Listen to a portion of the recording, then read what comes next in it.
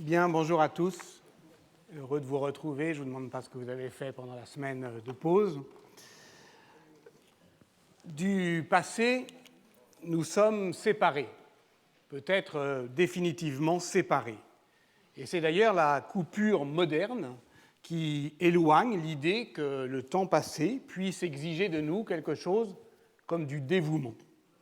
Cette coupure, l'historien des idées politiques Levent Yilmaz la situait à la fin du XVIIe siècle avec la querelle des anciens et des modernes, et il a défendu cette hypothèse dans un très beau livre paru en 2004 sous le titre « Le temps moderne, variations sur les anciens et les contemporains ». Mais dans ce cas, qu'attend-on de l'histoire? Si nous sommes convaincus qu'il vaut mieux vivre sous l'emprise de la nouveauté que sous l'empire de la tradition, alors pourquoi écrit-on toujours l'histoire? J'ai invité cette année, dans le cadre de ma chaire, Levent Yilmaz, qui écrit actuellement un livre sur la généalogie politique de la nature humaine, de Machiavel à Vico. Je l'ai invité à donner 4 conférences au Collège de France. En fait, c'est l'Assemblée des professeurs qui l'a invité sur ma proposition, à partir de demain, mercredi 7 mars, à 17h, dans l'amphithéâtre Guillaume Budet, puis les 3 mercredis suivants, 14, 21 et 28 mars, autour de cette question « Pourquoi écrit-on toujours l'histoire ?» Considération sur l'innovation et le passé. Et puisqu'il va cheminer avec moi jusqu'à la fin donc, du cours, eh bien, je vous invite, si vous le souhaitez, à aller y assister nombreux. Machiavel, justement. Nous en étions restés là, voici 15 jours, lorsque sous sa plume apparaissait ce nom qui va nous arrêter aujourd'hui, Messire Bernabo de Milan.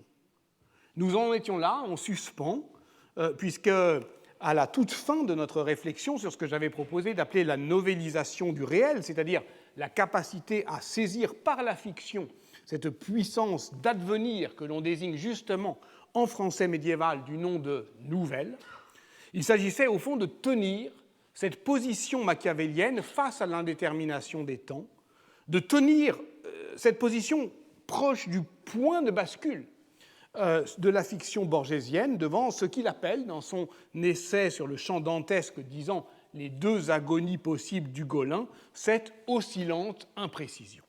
On en était là. Mais tout cela était bien trop fugace, et c'est le cas de le dire, imprécis. Reprenons donc. Nous sommes dans le premier tiers du chapitre 21 du Prince, soit dans la retombée du point de bascule du fameux chapitre 15, au cours duquel Machiavel abandonne brutalement son examen des formes de la production sociale des institutions étatiques, cette première partie qui justifie son titre en latin « De Principatibus », des principautés.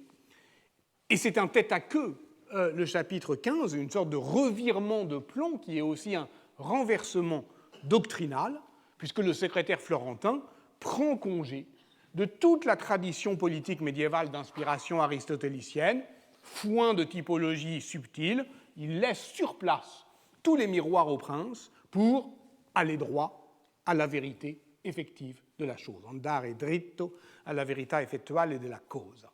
Véloce, il accélère donc la cadence et désormais sa prose va grésiller de formules étincelantes et provocantes, dont on ne sait pas exactement, au fond, s'il faut les prendre au sérieux ou pas, si elles sont parodiques ou non. La plus fameuse, donc la plus incomprise, étant celle-ci. Aussi est-il nécessaire à un prince, s'il veut se maintenir, mantenere, d'apprendre à pouvoir ne pas être bon et d'en user et de n'en pas user selon la nécessité. Les chapitres suivants déploient cette formule en mettant à l'épreuve d'une telle philosophie de la nécessité quelques vertus princières, libéralité, pitié, fidélité à la parole donnée, respectivement au chapitre 16, 17, 18. Il ne s'agit pas seulement de faire l'éloge de la dissimulation, mais de déstabiliser ce qu'il appelle le propre de l'homme, c'est-à-dire cette nature humaine dont je parlais à l'instant. Évidemment, la morale commune, vous le savez, n'en sort pas indemne, puisque le prince peut, pour se maintenir, faire bon usage des cruautés utiles. Il doit, en somme, se demander, je cite, s'il vaut mieux être aimé que craint ou l'inverse. Les chapitres suivants affrontent alors un nouveau risque en s'écartant de l'existence commune de ces sujets, en accusant l'écart. Le prince construit une distance qui peut se transformer en défiance. Il risque donc d'être pris au piège du récit de sa propre puissance. Dans le travail de l'œuvre Machiavel, Claude Lefort a décrit cet emprisonnement. Le prince incarne l'imaginaire que sa fonction dans la société lui assigne, mais en même temps, je cite Lefort, il y est pris. Il est ce désir de puissance et de gloire dans lequel se métamorphose le désir de ses sujets. Ce désir transfiguré a un nom en politique, c'est la haine. Et voilà ce que Machiavel affronte, sans louvoyer, au chapitre 19, avant de s'arrêter sur la matérialisation architecturale de ce dilemme au chapitre 20, les forteresses. Je vais y revenir tout à l'heure. Les princes redoutés s'enferment dans les forteresses, croyant se protéger de la haine du peuple quand ils ne font que l'attiser, donc ils sont doublement redoutés, parce qu'ils sont craints et prisonniers de la crainte qu'ils inspirent, de sorte que la meilleure forteresse qui soit, je cite Machiavel, est de n'être point haï par le peuple. À cet endroit du texte, il vise précisément les Milanais, les Sforza, le Castello Sforzesco du duc Francesco Sforza, mais il convoque d'autres exemples à l'appui de son raisonnement. Ces exemples sont majoritairement contemporains, les Bentivoglio à Bologne, Pandolfo Petrucci à Sienne, César Borgia, tout en précisant bien qu'il s'agit d'un enseignement qu'il tire delle cose antiche et moderne, les anciens et les modernes. On y revient. Même balancement dans le chapitre 21, celui qui nous intéresse et où il aborde ce qu'un prince doit faire afin d'être tenu pour éminent. C'est le titre. Ce qu'il doit faire, grande imprese, non pas grande impression, grande entreprise, mais une entreprise qui fait impression. De grandes entreprises et dare di sé rari esempi et donner de lui-même des exemples rares.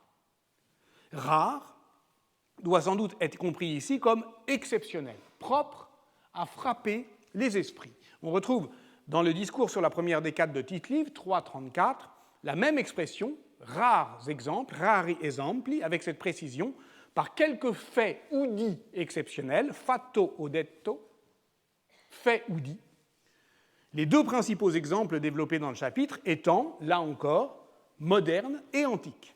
Moderne avec Ferdinand d'Aragon, dont la grandeur est d'avoir attaqué Grenade en 1492, antique avec le roi séleucide Antiochos III, qui réussit au contraire à convaincre les Achéens de rester neutres dans la guerre qu'ils menaient contre les Romains, selon un épisode que Machiavel a lu précisément dans Tite-Live. Or, entre ces deux exemples, le moderne et l'antique, intervient la référence à notre héros du jour, Bernabo Visconti. Il est aussi très avantageux pour un prince de donner de rares exemples de lui-même pour le gouvernement des choses du dedans, à governi di dentro, semblables à ceux que l'on raconte à propos de Messire Bernabo de Milan.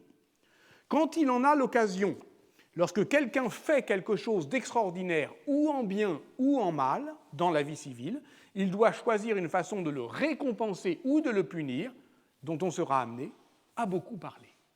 Donc il s'agit bien de l'exercice du pouvoir et du pouvoir de justice. L'intrusion de Bernabo Visconti, seigneur de Milan de 1354 à 1385, étonne. Après tout, il n'est ni antique ni moderne. Après tout, ce n'est pas un personnage historique de premier plan. Et puis, le passage est très allusif. On raconte que lorsque quelqu'un de ses sujets faisait quelque chose de bien ou de mal, Bernabo agissait de telle manière, retenons donc ici qu'il agissait en tant que seigneur justicier, choisissant une façon de le récompenser ou de le punir. Et cette manière, on était amené à beaucoup en parler. Bref, on raconte qu'il savait faire parler de lui. Le lecteur n'en saura pas davantage, mais il en sait suffisamment pour comprendre la nature fondamentalement tautologique de l'exercice du pouvoir. a le pouvoir, celui dont on dit qu'il l'a, non seulement parce qu'on parle de lui, mais parce que, parlant de lui, on réoriente, sans le savoir, le récit de nos propres vies. Le Prince expose donc la connaissance, je cite Machiavel, des actions des uomini grandi, des hommes grands, traduisent justement Jean-Louis Fournel et Jean-Claude Zancarini, non pas nécessairement des grands hommes, parce qu'il n'y a pas de grands hommes, il n'y a que des grandes occasions qui élèvent les hommes qui savent les saisir. Or, ce qui grandit les hommes, c'est, je cite encore Machiavel, cette connaissance des actions des hommes grands, qui sont grands par l'action, elle a été, je le cite toujours, apprise par moi avec une longue expérience des choses modernes et une continuelle lecture des antiques, écrit-il dans sa lettre dédicatoire. Et les commentateurs l'ont longtemps pris au mot. Pour le lire, il faut donc le rapporter aux causes d'Italia, à son expérience des choses modernes, aux faits de son temps, et à la continuelle lecture des antiques, à la lecture donc des textes anciens qui renvoient à un passé révolu. Il m'a toujours semblé nécessaire de peupler l'entre-deux, même s'il en parle beaucoup moins, ou plus tard, dans d'autres textes, dans les histoires florentines. Machiavel récapitule aussi une expérience politique qui est celle de l'Italie communale et post-communale. D'où l'irruption un peu inattendue de ce passé que j'appellerais moyen. Ce n'est pas le passé récent, dont on a beaucoup parlé ensemble. Bernabo Visconti est mort en 1385, je l'ai dit, soit près de 130 ans avant la rédaction du Prince. Et on est dans un tout autre contexte politique. Ce n'est pas davantage le passé ancien, puisque entre le seigneur Visconti et les Sforza, duc de Milan, dont il parle tout le temps comme ses contemporains, eh bien, on peut dévider un fil généalogique. Non, ce passé moyen, au fond, c'est celui de l'écriture de l'histoire.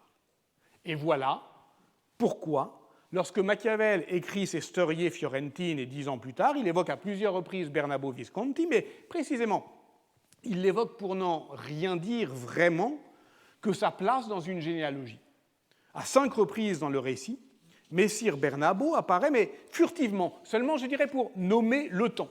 Donc, à lire le Machiavel des histoires florentines, on saura juste qu'il succède à son oncle Giovanni Visconti, archevêque de Milan, seigneur de la ville, et plutôt adepte d'un bon gouvernement. C'est lui qui a convaincu Pétrarque de venir à Milan, mais il meurt, Giovanni, le 5 octobre 1354, et donc à ce moment-là, eh bien, il y a 3 seigneurs qui se partagent le Stato, c'est-à-dire pas seulement la commune, mais l'État territorial dont Milan était la capitale, et Bernabo est maître de la partie orientale, jusqu'à ce que la mort suspecte, ou disons opportune, de son premier frère Matteo II l'année suivante, 1355, eh bien, agrandisse son domaine, Bergame, Brescia, Crémone, Soncino. Il entre en guerre contre Bologne, Mantoue, Gênes. Il subit l'excommunication du pape Urbain V. Il attend la mort de son second frère, Galéas II, en 1378, pour évincer ses neveux, se proclamer seul seigneur de Milan, et ce, jusqu'à ce que l'un de ses neveux écartés, Gian Galeazzo Visconti, dont on parlera beaucoup à partir de la semaine prochaine, parce que c'est lui qui obtient le titre de duc, parvienne à se venger de son oncle en l'emprisonnant, en l'empoisonnant, et Bernabo Visconti meurt le 6 mai 1385. Et bon, alors, Gian Galeazzo Visconti, c'est quelqu'un d'important et qui est le grand adversaire de Florence. Mais Bernabo Visconti, au fond, ce n'est pas un personnage historique de premier plan, vu de Florence, puisque Machiavel écrit des histoires florentines. Lorsqu'il fait le récit de l'année 1378, il s'attarde évidemment bien davantage sur la révolte des Ciompi que sur les conséquences de la mort de Galéas II Visconti. Donc, rien dans le récit historique de Machiavel n'est susceptible d'expliciter les allusions du chapitre 21 du Prince. On raconte que. C'est donc que ça renvoie à un hors-champ narratif. supposé connu de ses lecteurs, tous ces exemples rares que l'on raconte, et par lesquels Bernabo Visconti a su faire parler de lui, ce n'est pas la chronique qui la narre. Mais qui la raconte alors? Vous l'avez deviné, c'est la novellistica. Cet entre-deux du passé moyen, qui est l'intervalle de l'oubli de l'histoire, c'est un espace fictionnel. C'est bien de Bernabo Visconti en tant que personnage de la novellistica dont nous aurons désormais à parler à partir d'aujourd'hui et surtout de la semaine prochaine. Mais je souhaite le faire de manière très classique, pour une fois, presque traditionnelle, en évoquant d'abord aujourd'hui, on va voir si ça marche, le personnage historique, avant d'analyser ses déformations imaginaires, ou plus exactement ses réinventions littéraires. Bref, tenter d'approcher une figure historique pour prendre la mesure de ses reconfigurations par la fiction politique. En tout cas, nous voilà strictement ramenés au début du cours, celui de l'année dernière, celui qui inaugurait en janvier 2017 la réflexion sur les fictions politiques. Je tentais de m'y frayer un passage vers un livre à venir, et j'annonçais alors déjà, vous voyez comme je lambine, qu'il pourrait concerner Bernabo Visconti, ce tyran attirant, cette manière de rendre aimable, par la saisie fictionnelle, l'emprise du pouvoir. J'avais alors fait voir quelques images pour tenter de comprendre ce qu'une autre figure obsédante, celle du tyran peint à fresque par Ambrogio Lorenzetti dans le Palais public de Sienne en 1338, pour tenter de rendre visible la seigneurie, de démaquiller la gueule hideuse, pour tenter de montrer donc que cette image ne montrait pas tout, c'est-à-dire qu'elle ne donnait pas toutes les nouvelles de la tyrannie, c'est-à-dire qu'elle ne disait pas combien la tyrannie pouvait être attirante, même si elle venait à nous avec des effets de transparence. Alors on pensait à certains personnages, et puis d'autres sont venus depuis, je n'y insiste pas, mais, y compris en Italie. Mais ce qu'il y a à voir, ce qu'elle cache, évidemment, ce visage, c'était, je l'avais fait voir également, l'autre visage, souriant, aimable, plaisant, cette bouille hilare du Seigneur qui rigole de son mauvais coup, qui semble nous dire une fois encore « je vous ai bien eu », ce Beffatore qui, sculpté dans la pierre mate de Vérone, vous le reconnaissez désormais, est celui du Seigneur Can Grande della Scala, juché sur son piédestal, portant son cimier sur le dos, c'est-à-dire son aume, on va en reparler, de parade, qui nous toise du haut de son monument funéraire, ivre de sa victoire, de la seule victoire qui vaille en politique, celle que l'on impose à l'oubli par-delà la mort. Alors, depuis que l'on a suivi Dante jusqu'à la cour de Can Grande della Scala à Vérone, depuis qu'on a lu les reproches que lui faisait Pétrarque, que l'on a lu les reproches que faisait Boccace à Pétrarque de faire des reproches à Dante, depuis qu'on a vu Boccace aller à son tour à Ravenne pour y payer sa dette à sœur Béatrice, depuis que l'on a commencé à lire cette méchante littérature des Beffatore, sans toujours savoir qui, au total, à qui ce rire grinçant profitait, qui il libérait vraiment, sans comprendre encore si cette novellistica produisait davantage d'obéissance politique ou d'émancipation sociale. Depuis que l'on a appris à suivre les sauts des narrateurs habiles et légers pour y apprendre à conjurer l'ombre de la tyrannie de la mort, depuis que l'on a compris au fond que ce rire s'adressait depuis les tombeaux, c'est-à-dire ce que donne à entendre la première nouvelle de Boccace, on comprend mieux peut-être, en tout cas j'espère, de quelle profonde entaille se creuse le sourire de Can Grande della Scala. Mais dévisageons désormais le tyran du jour, Bernabo Visconti. Le voici. Reconnaissable grâce à sa barbe noire divisée en double pointe, l'air calme, droit, sévère, le visage effilé comme une lame, nullement effrayant, en somme, mais majestueux et martial. Cette tête est sculptée dans un marbre blanc veiné de gris, mais rehaussé d'une très riche polychromie, où sont encore nettement visibles des traces de brun, de bleu, de noir, de vert, de rouge et surtout d'or. C'était donc une statue entièrement décorée, entièrement peinte, une statue polychrome dont on sait qu'elle fut sculptée par Bonino da Campione, un artiste lombard originaire du lac de Lugano et dont l'activité est documentée à Milan, Brescia, Crémone, Vérone, qui fait partie de ce groupe de sculpteurs gothiques lombards qu'on appelle les Campionesi, qui sont une corporation et qui est lui-même à la tête d'une bottega spécialisée dans les monuments funéraires. Il est notamment l'auteur du tombeau du fils de Can Grande della Scala. Là, vous voyez le tombeau de Can Grande della Scala qui est à gauche, et celui dont je parle est au premier plan. Le plus somptueux et le plus animé de ces édifices gothiques qui défient le bleu du ciel à l'ombre de l'église Santa Maria Antica de Vérone, c'est Can Signorio della Scala. Et ce monument porte même sa signature de Bonino de Campione, qui est alors indiqué comme milanais. Cet axe Milan-Vérone est hautement significatif. Voilà le monument en entier de Bernabo Visconti, monument funéraire lui aussi, mais vous voyez sommé d'une statue équestre, la tête que je vous montrais, c'est la sienne. Cet axe Milan-Vérone, il est hautement significatif du point de vue artistique, mais aussi politique, je dirais dans l'acclimatation idéologique de l'expérience seigneuriale. Il est aussi important du point de vue dynastique parce que Bernabo Visconti a épousé la fille de Mastino II della Scala, c'est-à-dire le troisième, celui qui est à droite. Le même jour, d'ailleurs, qui était le 27 septembre 1350, Giovanni Visconti, le seigneur et archevêque de Milan, a organisé, dans deux endroits différents, le mariage de ses deux neveux.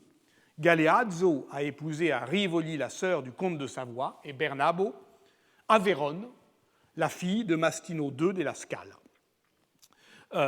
Mastino II della Scala, mort l'année suivante, c'est le frère de Can Signorio et le troisième, je l'ai dit, a disposé de son monument funéraire à Vérone, qu'il fit sculpter de son vivant même, contrairement à son père Can Grande. C'est aussi le cas de Bernabo Visconti. La statue équestre qui surmonte son sarcophage fut sculptée plus de 20 ans avant sa mort et placée, vous allez le voir, à l'air libre, avant justement de rejoindre une église et le monument funéraire. Alors, la date est discutée. Une chose toutefois est certaine, c'est que Pietro Azzario, qui est notaire milanais et qui a écrit une chronique dont on reparlera, le Liber Gestorum in Lombardia, l'a vu. Il l'a vu, il l'a décrit dans son Liber, et le Liber ne relate aucun événement après 1363. Ça, c'est pour le terminus postquem. L'antequem doit se situer vers 1355. Et donc, c'est le premier, c'est le prototype, puisqu'on sait aussi que Bonino da Campione part à Vérone en 1370. Donc, l'axe horizontal Milan-Vérone, géographique, est décisif pour comprendre cette configuration du pouvoir, qui est, je le répète, la manière d'acclimater dans l'Italie communale, dans sa culture politique, effectivement, l'expérience seigneuriale. Et on l'a vu, ça fait longtemps qu'on le comprend, Vérone est véritablement le prototype. Mais il faut aussi situer cette histoire, évidemment, sur son axe vertical, généalogique, qui plante la légitimité de Bernabo dans sa lignée, celle des Visconti. Et c'est à l'emblématique de prendre en charge cette identification collective. On doit se souvenir ici des réflexions de Hans Belting sur la complémentarité médiévale du portrait, c'en est un, assurément, au naturel, puisque sculpté du vivant même du Seigneur, du portrait et du blason. C'est-à-dire que pour identifier un personnage, on a besoin à la fois, avant la représentation, toujours, de cette complémentarité médiévale, de l'effet corporel de la mise en présence et de l'effet symbolique de la représentation. Ici, le seigneur porte sur la poitrine les armes de sa lignée, la bicione, c'est-à-dire la guivre, la vipère héraldique, la guivre ondoyante qui recrache un enfant. On la voit mieux ici. L'histoire symbolique de ce blason a été récemment reprise par Paolo Zaninetta dans un livre sur la propagande viscontéenne paru en 2013 sous le titre Il potere raffigurato.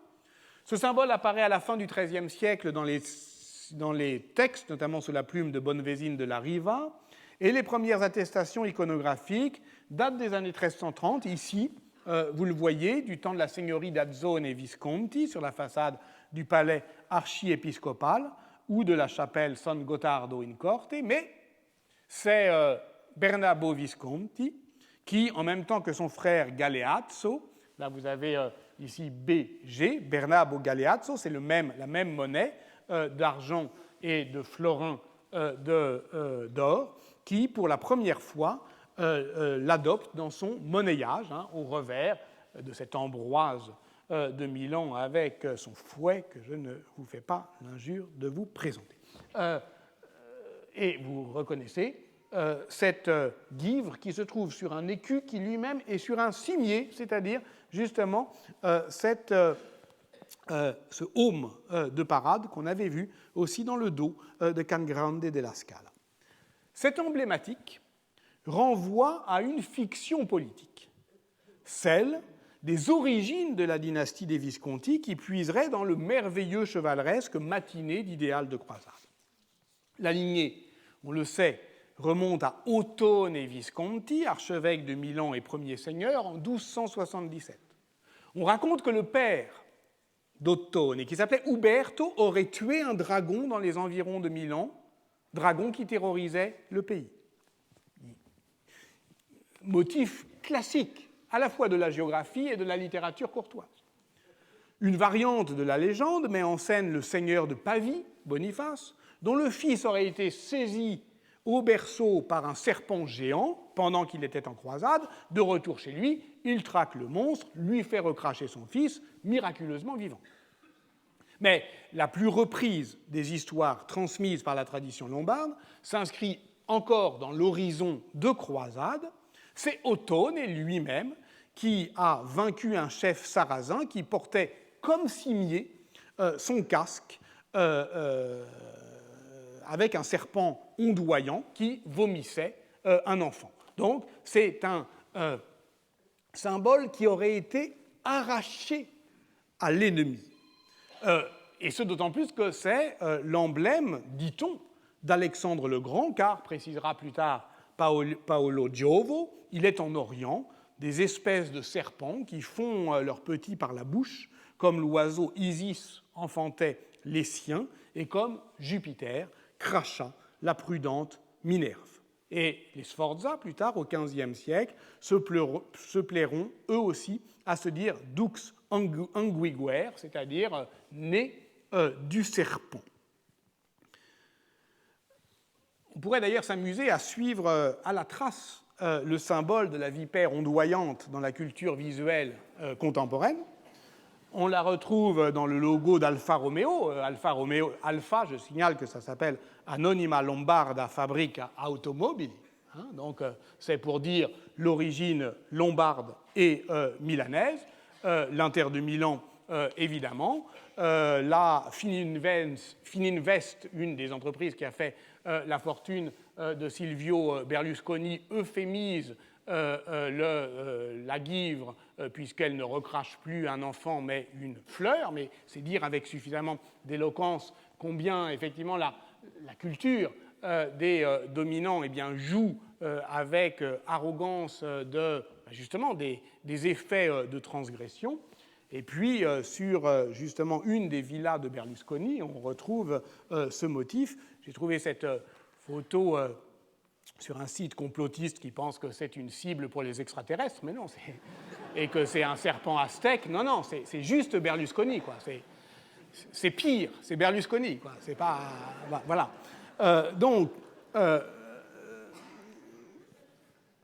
Ce qui est intéressant, c'est que vous voyez, c'est un symbole qui est complètement ambivalent et qui joue de son ambivalence. Pourquoi ? Parce que, historiquement ou symboliquement, justement, c'est l'histoire d'une inversion symbolique, puisque le serpent était un symbole positif dans les religions grecques et romaines, notamment du fait qu'il était en contact avec les puissances chtoniennes et qu'il devient, avec le christianisme, le symbole, sinon du mal, du moins de son ambivalence, puisque le serpent fait miroiter ses écailles chatoyantes et puis il mue. Il sait changer de peau. Donc c'est vraiment l'animal de la seigneurie, hein, qui effectivement peut effectivement ondoyer, peut se faire admirer et peut changer de peau, littéralement. Dans la basilique Sant'Ambrogio de Milan, parmi les nombreux éléments antiques remployés, il y a ce qu'on appelle le serpent de Moïse, qui est une sculpture hellénistique juchée sur une colonne de la nef centrale, qui aurait été ramenée de Constantinople par l'évêque Arnolfo II en 1002, justement. Dès lors, la vipera che i Milanesi accampa, la vipère que les Milanais arborent, comme écrit Dante au vers 80 du 8e chant du Purgatoire, devient disponible pour figurer la politique ondoyante des seigneurs de Milan, qualifiés par ses adversaires politiques de serpentine, modi serpentini. Ainsi, Luciano Pifanelli a relevé dans les sources de la pratique florentine des expressions comme serpentina macinazione. Par ailleurs, la vipère anthropophage des Visconti devient aisément le symbole de leur cruauté et plus profondément de cette pente dévoratrice de ce qu'on a appelé l'année dernière le pouvoir cannibale, ce monstre, ce double monstrueux de la métaphore eucharistique, parce que, là encore, l'inversion des signes se produit aisément entre l'enfant recraché et l'enfant avalé. Le cimier figure ainsi l'autre visage symbolique de l'identité chevaleresque. Or, comme l'a remarqué justement Laurent Ablot dans ses études sur les rapports entre l'emblématique et l'autoportrait, le cimier se complète de la devise qui, contrairement aux armes de l'héraldique, est strictement personnelle et situe un individu dans sa lignée. La devise, c'est donc le support para-héraldique d'identification symbolique, et c'est un autre nom. Or, deux inscriptions se retrouvent sur la sculpture de Bonino da Campione, HB, qui doit se comprendre en Honor Bernabovis, et SM, qui se développe en souffrir mestuet, en français. C'est-à-dire, je souffre de souffrir, je peux souffrir, je suis capable de supporter la souffrance. Cette devise est généralement placée dans un phylactère, au-dessus d'un léopard, assis dans les flammes, et portant le heaume à la guivre des Visconti. Donc le léopard est le plus rapide des animaux, et pourtant il n'échappe pas au brasier. Il est ici l'animal fétiche, on dirait le totem des Visconti. Ils portent leur cimier, ils disent leur devise, c'est-à-dire qu'ils portent leur visage et leur nom. Et l'ensemble du dispositif est l'expression de cette immobilité stoïque. J'y suis, j'y reste, quitte à en souffrir. On se souvient de la fameuse description des sarcophages surélevés de Vérone, ces héros cavaliers hissés sur leur lit de parade par Georges Duby dans l'Europe des cathédrales. Il y voyait l'emblème du triomphe politique, le galop des joutes, l'envol des soirs de conquête, emportant ainsi pour l'éternité Can Grande della Scala. Avec Bernabo Visconti, on est sommé d'admirer, ça fait 6 mètres quand même, il faut quand même voir ce que c'est. On est sommé d'admirer une conquête et un triomphe politique, mais ni en vol, ni galop des joutes, le cheval est campé sur ses appuis, solennel et droit. Il faut dire qu'il prend place à la suite d'une grande cavalcade équestre, dont il faut au moins citer 2 précédents illustres. À Milan, c'est le podestat Oldrado di Treseno, qui timbre la façade du palais communal, le Palazzo della Ragione, et de son effigie équestre, qui est la première effigie équestre laïque de l'art communal. On est en 1233. C'était un ami de l'inquisiteur Pierre de Vérone, et aussi l'inscription prévient-elle le passant au cœur de l'espace communal, an du Seigneur 1233, au podestat de Milan, Oldrado di Treseno. Lorsque vous passez sous le portique royal du Grand Palais, vous vous rappellerez toujours les mérites du podestat Oldrado, citoyen de Lodi, défenseur de la foi et de l'épée, qui construisit le palais et brûla, comme il le devait, les cathares. Donc, on a effectivement d'abord un fil hérétique qu'on va retrouver, mais aussi cette généalogie politique entre les podestats et les premiers seigneurs. Le deuxième modèle, c'est la statue équestre d'Azzone et Visconti, qu'il fit ériger devant l'antique basilique de Santa Tecla, et qui assura l'enracinement dynastique des Visconti dans le Milanais. Donc là, on est 100 ans plus tard, exactement, 1329-1339, et cette statue a disparu. Ça, ce sont pour la première série équestre que l'on pourrait dire moderne. Mais elle s'inscrit elle-même dans un horizon antérieur, antique. Au même moment se développe l'effigie équestre d'Ambroise de Milan, Defensor Civitas. Au même moment, on considère comme idéal hippique, évidemment, la statue de Marc Aurèle à Rome, qu'on prend comme celle de Constantin, les chevaux de Saint-Marc à Venise et le Regisole de Pavie, sans doute semblable à la statue équestre de Justinien à Constantinople. Le Régisole, ou Roi Soleil, est un monument impérial transporté de Ravenne à Pavie au 8e siècle, après la destruction de la ville par les Lombards. Pavie est la ville royale, il ne faut jamais l'oublier. Elle a été placée sur une colonne devant le dôme, et cette statue équestre constituait l'emblème justement de son exaltation romaine pour Pavie. Elle a été détruite en 1796. Là, c'est un dessin anglais du XVIIIe siècle. Elle a été détruite par le club des Jacobins de Pavie. Ah oui, eux aussi avaient à mener leur propre iconoclasme révolutionnaire. Et on sait par ailleurs que la statue fut transférée, toujours comme butin de guerre, de Pavie à Milan entre 1315 et 1335, puis ramenée à Pavie. Et dans une lettre de 1364 adressée à Boccace, Pétrarque en fait une description enthousiaste. Pavie a été reconquise par Milan en 1359, est devenue le lieu de résidence privilégié de Galeazzo II, qui a construit son château, et c'est là qu'est accueilli Pétrarque durant l'été 1363. Vous savez qu'il doit toujours se justifier par rapport à son ami Boccace d'être l'hôte des Visconti.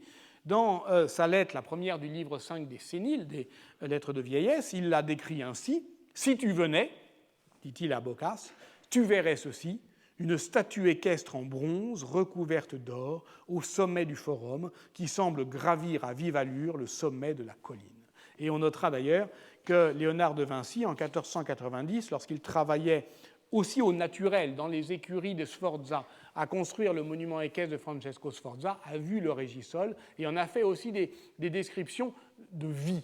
Là, vous voyez d'ailleurs que tout est dans la question du galop. Et si on s'approche d'un peu plus près du cheval de Bernabo Visconti, on voit que justement, c'est dans le cheval que le sculpteur a mis la vie. Le seigneur erratique, c'est celui qui effectivement ne bouge pas, celui qui sait souffrir. Mais la culture chevaleresque est aussi une culture équestre, c'est une culture équine.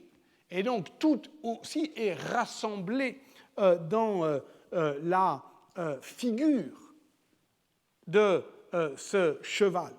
Dans sa thèse inédite consacrée à la représentation équestre, Armel Femla évoque pour la sculpture de Bonino da Campione un portrait de museau au traitement naturaliste, où l'artiste a tenté de rendre le frémissement des naseaux dilatés, mais aussi le mouvement des poils, mais aussi le réseau des plis de la peau, l'affleurement des veines autour des yeux et de la bouche. C'est une visée naturaliste qui est propre à l'art lombard de ce temps. On peut la voir, par exemple, dans ce magnifique album qui s'appelle le Tarquinum Sanitatis, qui est conservé à la Bibliothèque nationale de France, code 1673, nouvelle acquisition latine, qui est une traduction latine justement d'un traité d'hygiène composé à Bagdad au IXe siècle et qui appartenait à la princesse Verde Visconti, quatrième fille du seigneur Bernabo, et ses enluminures naturalistes, élégantes, au ton passé, témoignent effectivement de ce souci du réel qu'avaient les enlumineurs lombards qui travaillaient dans ces ateliers dont les travaux de Kay Sutton ont permis justement de définir l'importance du mécénat de Bernabo Visconti, notamment ce magnifique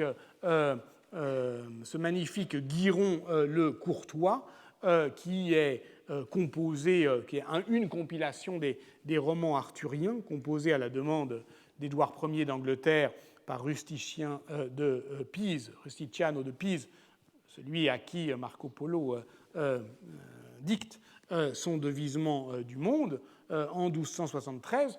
Là encore, ça fait partie des prises de la monarchie française, Bibliothèque nationale, nouvelle acquisition française 52-43.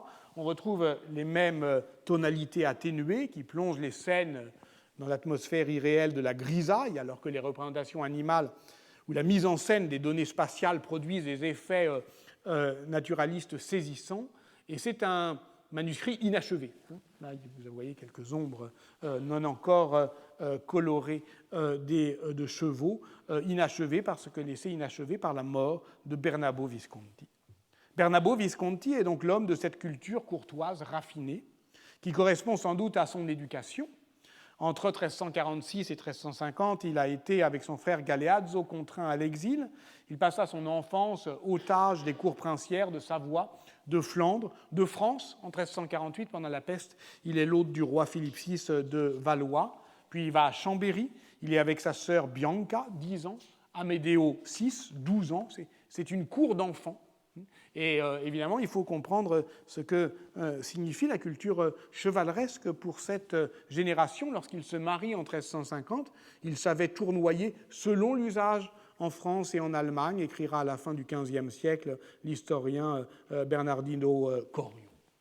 Je ne raconterai pas ici les aléas événementiels du gouvernement de Bernabo Visconti. Leur horizon, je l'ai dit, est relativement limité. Il bataille pour reprendre Bologne. Il vise Mantoue, il cherche à renverser les Gonzaga, il réussit à s'emparer en 1370 de Reggio. Le plus souvent, il se heurte à plus fort que lui, à des adversaires comme l'empereur Charles IV de Luxembourg, surtout au pape Urbain V, qui le contient par les troupes de son légat Malatesta ou du cardinal Albornoz, mais qui le contient surtout par ses armes spirituelles. Bernabo Visconti est déclaré hérétique et schismatique en 1363, puis à nouveau 10 ans plus tard, en 1373, où le pape proclame une croisade contre les Visconti. Et voilà pourquoi, lorsque l'archevêque de Milan, Charles Borromée, découvrit le monument funéraire de cet ennemi de l'Église devant l'autel majeur de l'église de San Giovanni in Conca en 1567, il s'en indigna et il exigea qu'on la déplace. Si vous voulez la voir aujourd'hui, elle est dans le château, dans le musée du Castello Sforzesco. Parce que ce n'est pas du tout mon sujet, mais il faudrait effectivement décrire l'audace décorative de ce monument qui repose sur 6 colonnes et sur 6 pilastres octogonaux, donc 12 comme les apôtres, etc., et qui voit effectivement sur son sarcophage sculpté les évangélistes, le couronnement de la Vierge, flanqué, vous les avez reconnus, d'Augustin et d'Ambroise, et tout cela effectivement avec sur le flanc long des scènes de résurrection. Ce monument, en somme, est une provocation, adressée à l'Église, mais aussi à la ville et à sa mémoire. Et c'est en cela que c'est, d'une certaine manière, un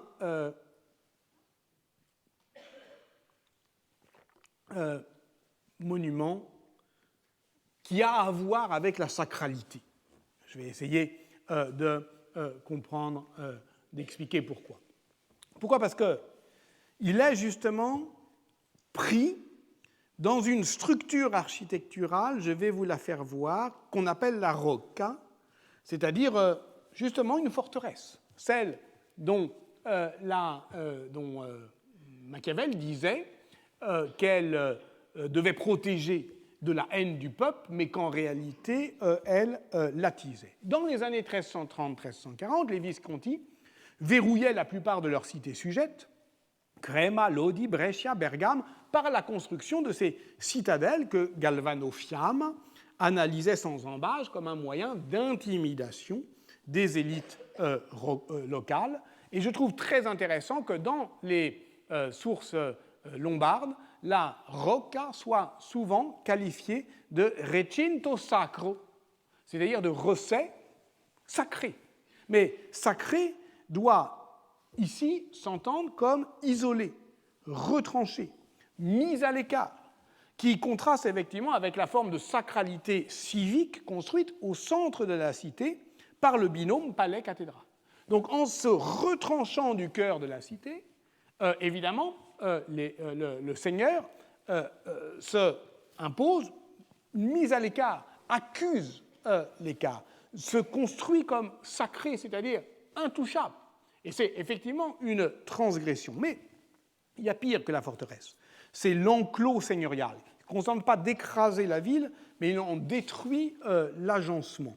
Par exemple, le seigneur de Milan, Lucchino Visconti, à Lucques, en 1347, à Parme, excusez-moi, à Parme, en 1347, eh bien, a pris en otage la place civique et a mis en rapport la place civique avec la citadelle par une strada serrata, un corridor qui passe par la place communale et qui crée un dispositif de verrouillage de l'espace fermé de portes protégées qui s'appelle la sta in pace, rester en paix. Donc, c'est dire avec suffisamment d'éloquence qu'au fond, ces dispositifs architecturaux rompent avec une tradition communale de palais dans la ville que Azzone et Visconti, dans une œuvre, un livre de jeunesse, ma thèse, a au contraire tenté de réactiver, c'est-à-dire ce que Galvano Fiamma a appelé la magnificence, c'est la capacité qu'ont les seigneurs à se réinvestir les hauts lieux de la mémoire communale. En l'occurrence, ici, on en avait déjà parlé il y a 2 ans, les portes de l'enceinte, la cathédrale et le palais communal, et a d'une certaine manière inversé les signes politiques de ces espaces qui, de civiques, deviennent seigneuriaux, mais pour montrer que la seigneurie est la poursuite de la commune par d'autres moyens.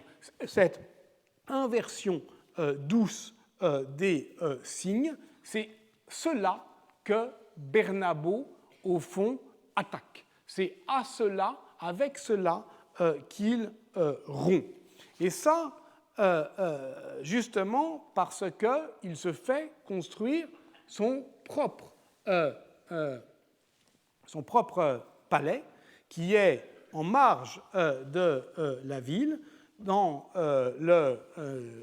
reprenant d'ailleurs le palais du plus détesté des Visconti. Donc là encore, c'est une provocation, celui de Lucchino, près de San Giovanni in Conca, précisément là où est l'église où il a mis son tombeau. La toponymie a conservé jusqu'au XIXe siècle le souvenir de la Ca di Cane, la maison du chien. J'ai envie de dire du kleps. Cela fait allusion à 2 vers du Lamento di Bernabo Visconti dont on parlera, repris par Bernardino Corio sur la meute des 6000 chiens. Il était passionné effectivement par les chiens qu'il utilisait comme manière de dépecer ses ennemis politiques. C'est d'ailleurs finalement dans une des nouvelles de Matteo Bandello que l'on trouve une description du palais de ce très cruel seigneur. Mais en fait, ma thèse qui s'appelait Le pouvoir de bâtir, c'était pas mal, mais en fait, le problème, c'est que ça reposait sur une base documentaire uniquement sur les archives publiques. Or, depuis, évidemment, et heureusement, on travaille, et notamment, il y a une enquête qui a tout remis, tout remis en cause. C'est l'enquête d'Edoardo Rossetti, parue dans un volume de 2014 sous le titre In Contrata de Vice Comitibus, qui éclaire cette histoire d'un jour radicalement neuf sur de toutes nouvelles bases documentaires. D'une manière générale, on connaît très mal l'implantation des lignages à Milan, parce que la toponymie n'en garde pas la mémoire, ou alors de manière folklorique, la Cadicane, on parle de ça jusqu'au XIXe siècle, et l'historiographie la sous-évalue systématiquement.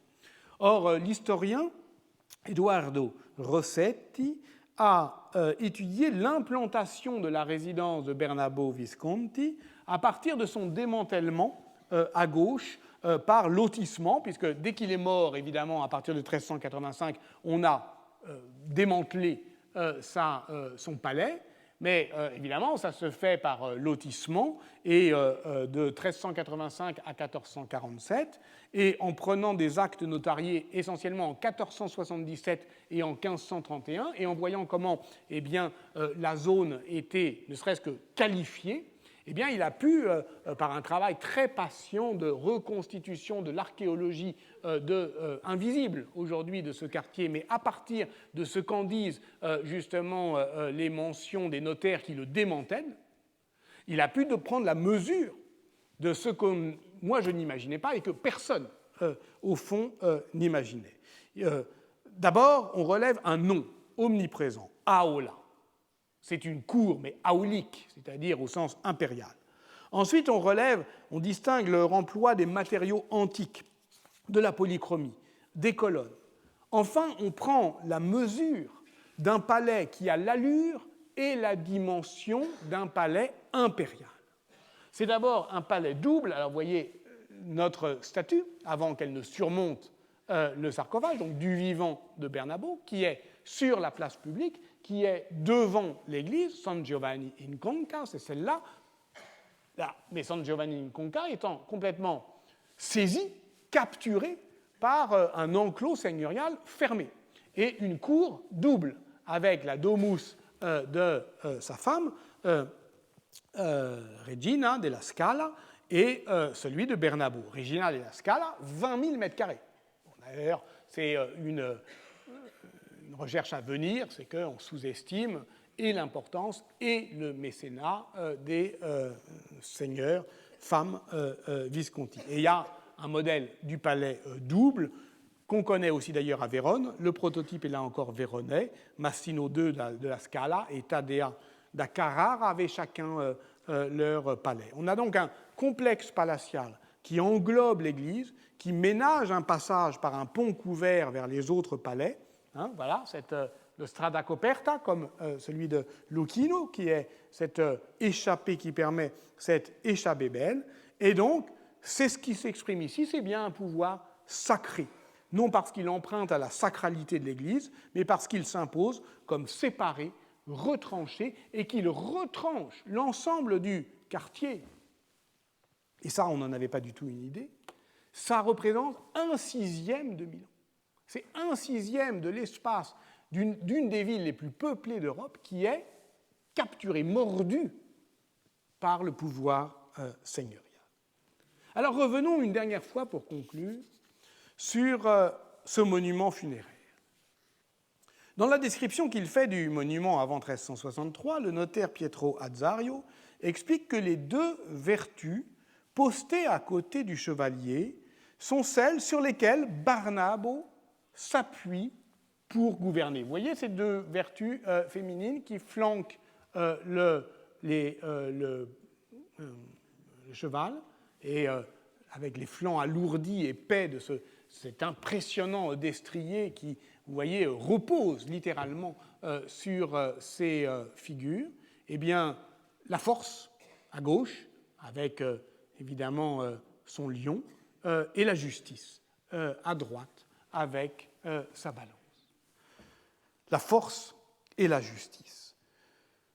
C'est bien de ce double appui que l'on doit parler, force et justice et leur mise en tension.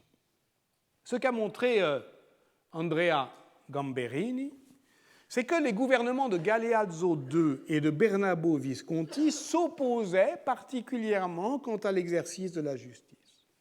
Tandis que le premier, Galeazzo II, s'attachait à l'observation plutôt rigide des normes et des coutumes, le second, Bernabo, assumait sans entrave son arbitrium.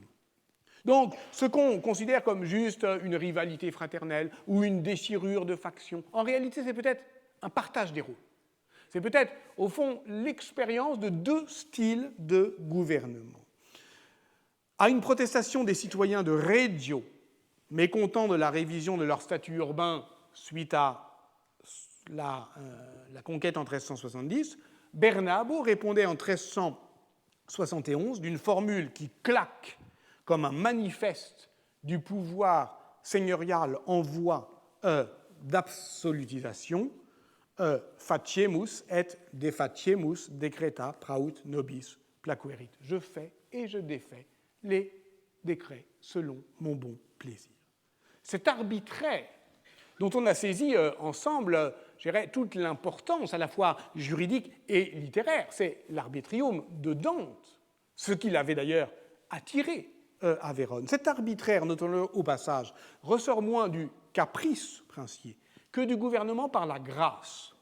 Alfio Natale a ainsi montré que les suppliques de la chancellerie viscontéenne, connaissaient sous le gouvernement de Bernabo une mutation diplomatique décisive, conférant à la grâce seigneuriale une expression solennelle et curiale. À l'inverse, le notaire et chroniqueur Pietro Azzario insiste sur le fait que Galeazzo II ne recevait ni requête ni pétition. Là encore, on a la confrontation entre ces deux styles de gouvernement qui est emblématique, me semble-t-il, d'un régime seigneurial qui se trouve dans l'Italie du Nord du deuxième tiers du XIVe siècle à la croisée des chemins entre la poursuite prudente d'une politique d'inspiration communale à la Azzone et Visconti ou le tournant nettement revendiqué d'un pouvoir de type princier. Et le gouvernement par la grâce, il caractérise ce gouvernement princier. Et on voit d'ailleurs qu'il s'exprime aussi par la capacité à faire parler les autres. Puisque le gouvernement par la grâce, ça veut dire je réagirai à vos requêtes, mais dites-les-moi d'abord. Donc c'est effectivement une circulation narrative dont on a à faire, encore une fois, l'histoire. Bernabo Visconti incarne donc avec brio, avec brutalité, cette rupture qui s'exprime autant dans ses pratiques de cour empreintes d'un nouveau cérémonial de majesté, par exemple, c'est lui le premier à s'entourer d'une garde prétorienne, que dans la vigueur et l'expression, je dirais, de son pouvoir, de son arbitrium, de ce qu'il appelle la plenitudino potestatis. Et Nadia Covini, dans un livre qui s'appelle La Balanza Dritta, a montré qu'au XVe siècle, les juristes, donc on le prenait au sérieux, Bernabo Visconti. À partir de la semaine prochaine, on va s'en moquer, il va devenir un personnage bouffon. Mais au XVe siècle, les juristes discutaient encore de la légitimité ou non de l'expression par Bernabo Visconti de sa plenitudino potestatis, en disant qu'il vaut mieux que le Seigneur fasse preuve de plenitudino honestatis, une pleine honnêteté. On notera d'ailleurs que dans tous les cas de figure, ce personnage n'est rien d'autre, je le répète, que le nœud serré entre art de gouverner et art de raconter. Ce nouage que je cherche à saisir sous le nom de fiction politique. Cas de figure. Il s'agit bien de cela. Le cas Bernabo Visconti. Vous voyez que j'ai eu du mal à faire une étude de cas. mais c'est plutôt l'étude d'un cas. Un cas, on pourrait le dire familièrement, c'est un cas quand même, le gars. Bon. Mais le mot s'entend aussi en psychanalyse, en droit, le casus.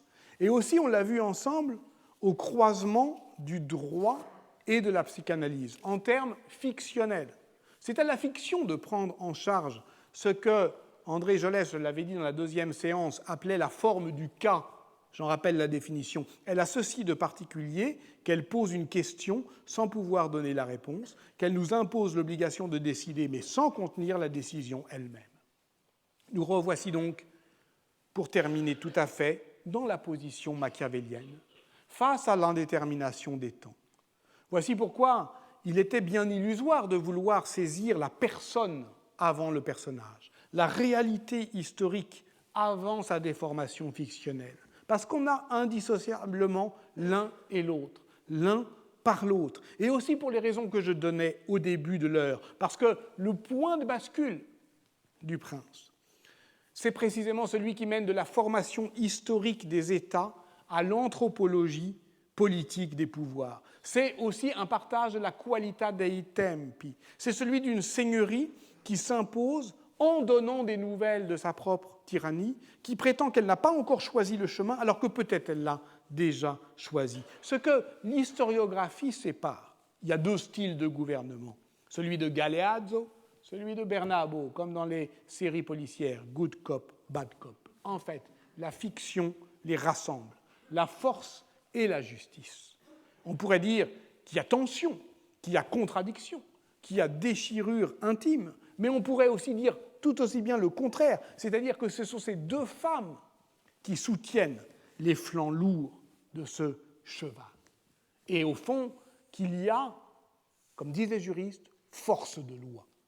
Et de tout cela, effectivement, nous aurons à parler.